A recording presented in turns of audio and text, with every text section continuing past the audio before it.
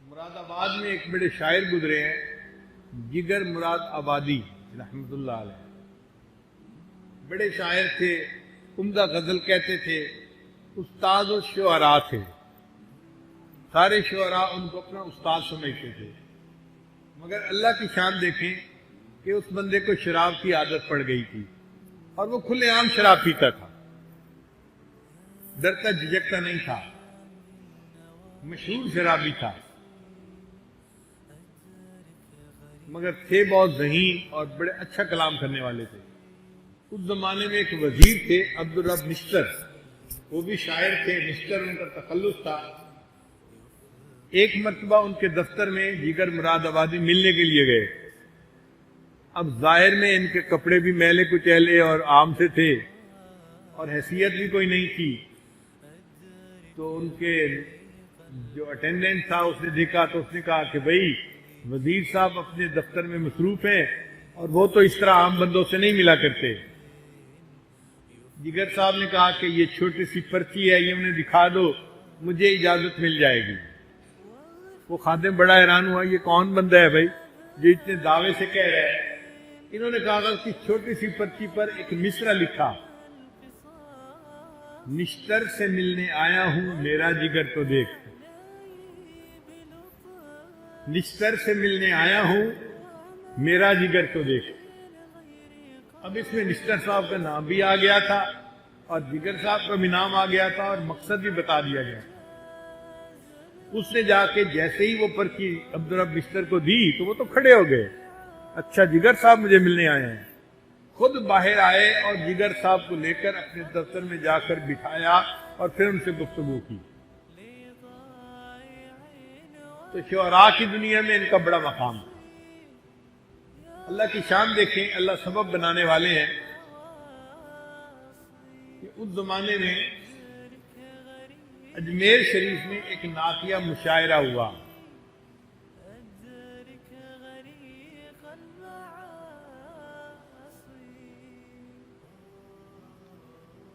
اور جو نعتیہ مشاعرہ تھا وہ بڑے پیمانے پہ تھا. یعنی جیسے بین الاضلاعی مقابلے ہوتے ہیں نا کہ پورے ملک سے شعراء کو بلاؤ. اب جو انتظام کرنے والے تھے وہ اس بات پہ حیران تھے کہ ہم جگر کو نعت پڑھنے کے لیے بلائیں یا نہ بلائیں. کچھ کہتے تھے کہ وہ شرابی ہیں، ان کو نہیں بلانا چاہیے. کچھ کہتے تھے کہ وہ مشاعرہ کیسا جس میں اتنا بڑا شاعر نہ ہو. تو اختلاف رائے ہو. بالآخر منتظمین نے فیصلہ کیا جرأت مندانہ کہ نہیں، ہم ان کو بلائیں گے اور ان کو کہیں گے کہ وہ بھی نعت پڑھیں. اب انہوں نے جگر مراد آبادی کو اپنی ریکویسٹ پہنچا دی کہ جی ہم مشاعرے کی دعوت دیتے ہیں، آپ آئیں اور نعت پڑھیں. جگر صاحب نے نہ تو کر دی مگر حیران تھے کہ مجھ جیسا شرابی، مجھ جیسا گناہگار، مجھ جیسا سیاہکار اور نبی اکرم کی شان میں کلام لکھے اور ان کی شان میں کلام پڑھے، میرے منہ کو زیر کیسے دیتا ہے.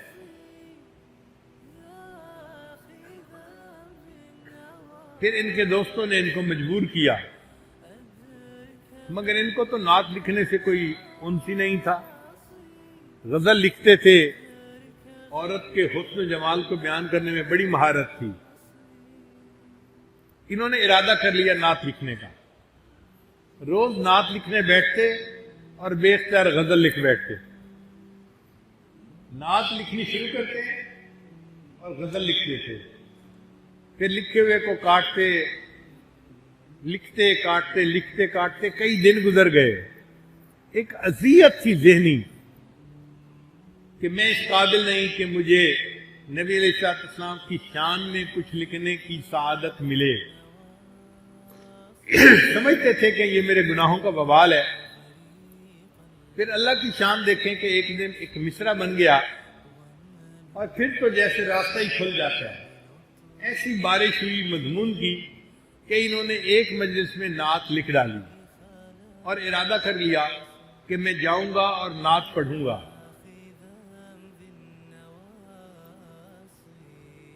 پھر انہوں نے سوچا کہ عوام الناس بکھرے ہوئے ہیں کہ کیسے کوئی ایک شرابی کو نعت پڑھنے کے لیے کہہ سکتا ہے. اگر جگر صاحب نے نعت پڑھی تو ہم ان کی پٹائی کریں گے. تو ہنگامہ کھڑے ہونے کا ڈر تھا. تو منتظمین نے کہا کہ آپ مشاعرے سے چند دن پہلے ہی آ جائیں اجمیر شریف. یہ 3 دن پہلے مشاعرے سے اجمیر شریف پہنچ گئے. لوگوں کو پتہ نہیں تھا، لوگ توقع کرتے تھے کہ جی مشاعرے کے دن آئیں گے. یہ وہاں بیٹھے ہیں اجمیر شریف میں اور حالات کا جائزہ لے رہے ہیں. شہر میں بڑے بڑے پوسٹر لگے ہوئے ہیں. ہم ایک شرابی کو نبی علیہ السلام کی شان میں شعر نعت کہنے کی اجازت نہیں دے سکتے. اگر اس نے نعت پڑھی تو ہم اس کو ذلیل کریں گے، رسوا کریں گے، ہم اس کی مخالفت کریں گے. اب منتظمین بھی پریشان تھے.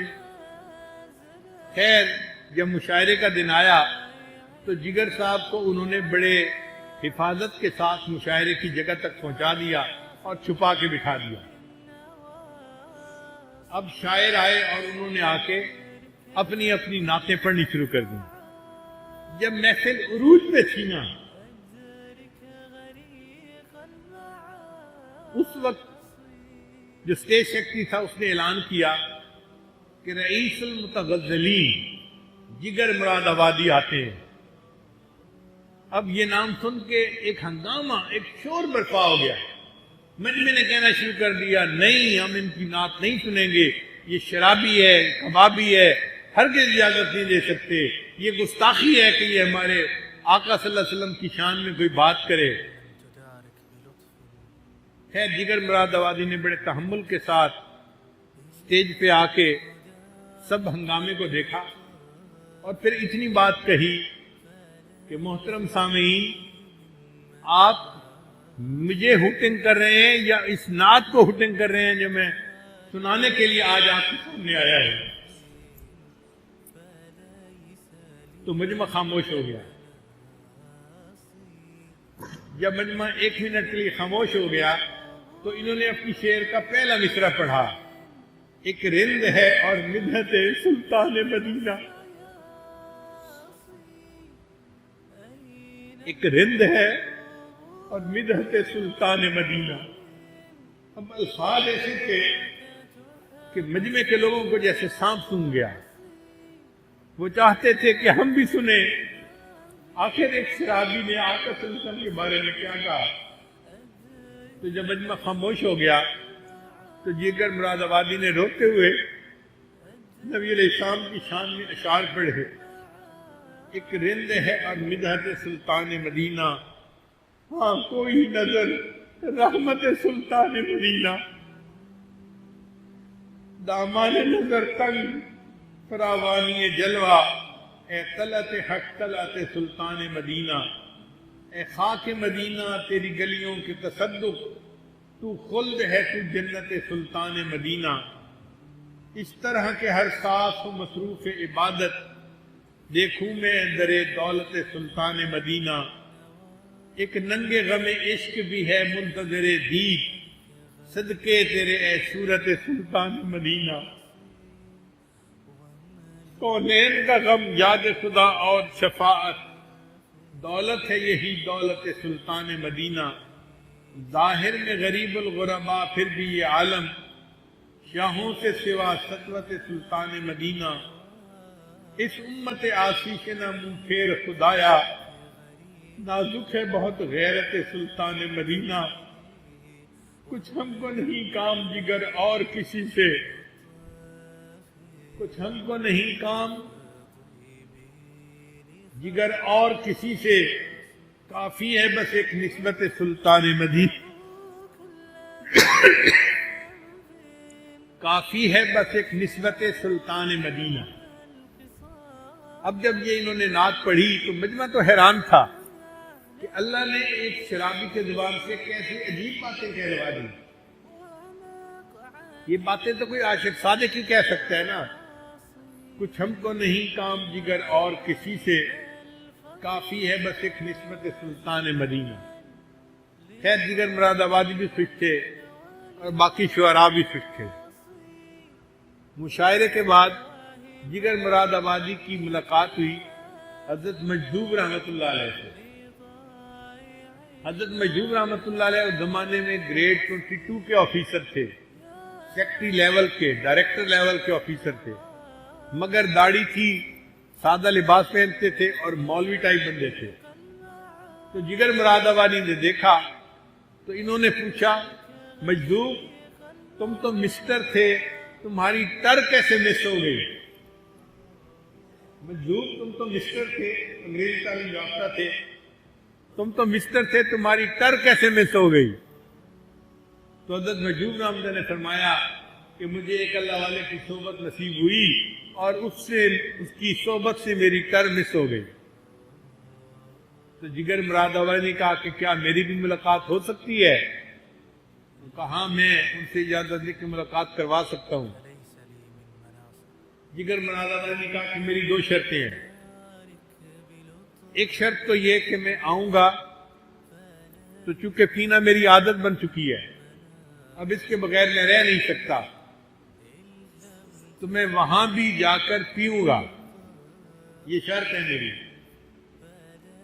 چنانچہ خواجہ مجذوب رحمۃ اللہ نے حضرت اقدس تھانوی رحمۃ اللہ سے پوچھا کہ حضرت ایک شاعر ہے، شرابی ہے، مگر آپ سے ملنے کا خواہش مند ہے، شرط یہ لگاتا ہے کہ میں آؤں گا تو میں وہاں بھی پیوں گا، رات کو پیے بغیر میرا گزارا نہیں ہوتا۔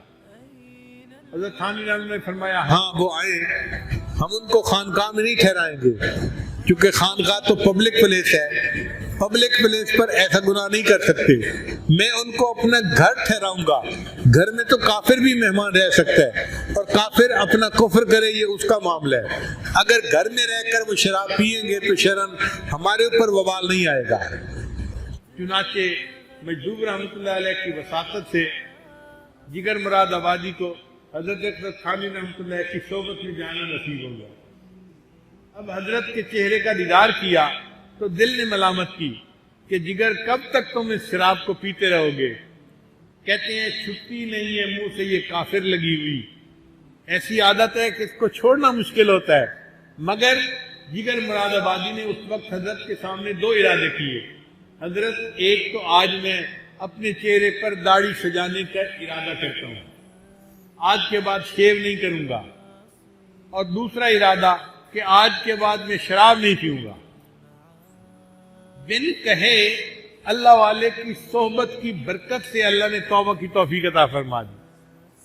چنانچہ حضرت تھانوی رحمۃ اللہ نے دعا دی اور جگر مراد آبادی نے داڑھی بھی رکھ لی اور شراب بھی چھوڑ دی۔ شروع میں چند دن تو طبیعت بڑی خراب رہی، ڈاکٹروں نے کہا کہ تمہیں شراب چھوڑنی تھی تو ٹیپر آف کرتے، تھوڑی تھوڑی گھٹاتے۔ کہنے لگے نہیں، جب میں نے چھوڑنی تھی تو میں نے چھوڑ دی، اب زیادہ سے زیادہ موت ہی آ جائے گی نا، اور کیا، میں اس کے لیے تیار ہوں۔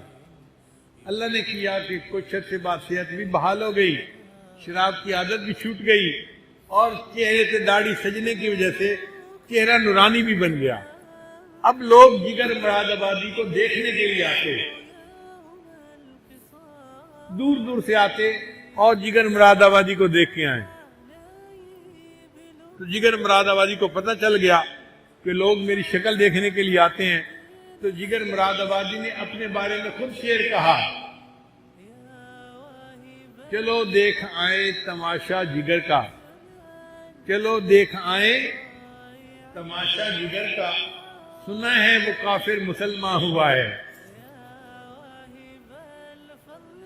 چلو دیکھ آئیں تماشا جگر کا، سنا ہے وہ کافر مسلمان ہوا ہے۔ پھر تو اللہ نے ایسی قبولیت دی اور انہوں نے اچھا کلام کہنا شروع کیا کہ لوگ حیران ہوتے تھے۔ ایک دن کسی شاعر نے پوچھا کہ جگر آپ تو مقبول ہو گئے، ہر بندے کے دل میں آپ کی محبت ہے، آخر آپ کو یہ محبوبیت کیسے ملی؟ تو شاعر بات کا جواب شعر میں دیا کرتے ہیں۔ تو جگر مراد آبادی نے شعر جواب دیا، میرا کمال عشق میں اتنا ہے اے جگر، میرا کمال عشق میں اتنا ہے اے جگر وہ مجھ پہ چھا گئے میں زمانے پہ چھا گیا. میرا کمال عشق میں اتنا ہے اے جگر وہ مجھ پہ چھا گئے میں زمانے پہ چھا گیا. جب اللہ کی محبت دل میں آتی ہے پھر اللہ پورے عالم میں قبولیت عطا فرما دیتے ہیں.